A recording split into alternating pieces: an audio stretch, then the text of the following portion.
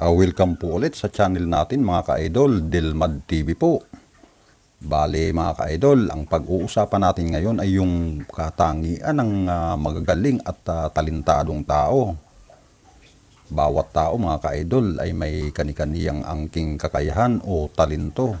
Siguro ang wala lang na kakayahan ay yung mga taong tamad. Joke lang mga ka-idol. At ito na mga ka-idol ang katangian ng mga talentadong tao. Dapat may malawak kang kaisipan para makagawa ka ng isang magandang obra na kakaiba at maganda. At ang pinakaimportante pa mga ka-idol, dapat malawak ang iyong pasensya. Isa pa yan na katangian ng isang magaling na talentadong tao. At dapat focus ka doon sa ginagawa mo.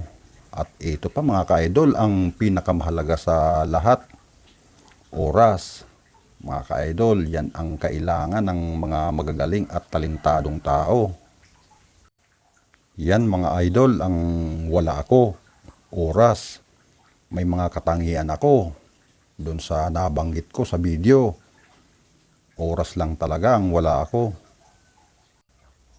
At munti ko na palang makalimutan mga ka-idol. Dapat pala, ito pa isa pang pinaka-importante sa lahat. Dapat matyaga ka sa mga ginagawa mo para makagawa ka ng maayos at malinis na obra. Bali, yung nakikita nyo po sa video, ako po ang gumawa niyan mga ka-idol. Yan po yung native pipe na gawa ko noon. Bali, gawa po siya sa bao o yung coconut shell po at saka bamboo, yung kawayan. Gusto ko po ulit na gumawa niyan pag may pagkakataon na po at pag may oras. Yan po kasi ang pinaka-importante sa lahat, oras po.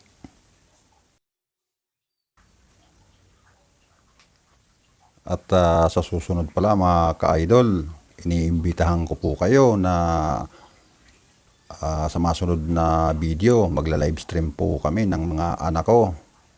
At kajamming ko sila. Ngayon lang kasi wala silang pasok. Yung kambal kong anak mga ka-idol. At magagaling din silang kumanta. At jamming din po kayo, kantahan tayo. Para makilala nyo naman ang dalawa kong anak.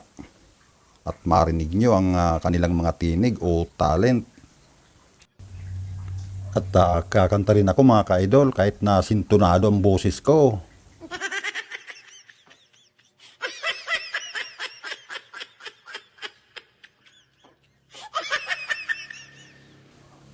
Baka this week po makapag live stream na kami dahil wala na po silang pasok. At jamming po tayo. Pwede po kayong mag-request. At pag may pagkakataon, kakantahin namin yung gusto nyo. At yan po mga ka-idol, kita-kits na lang po tayo sa susunod na video. At maraming salamat sa inyong lahat mga ka-idol.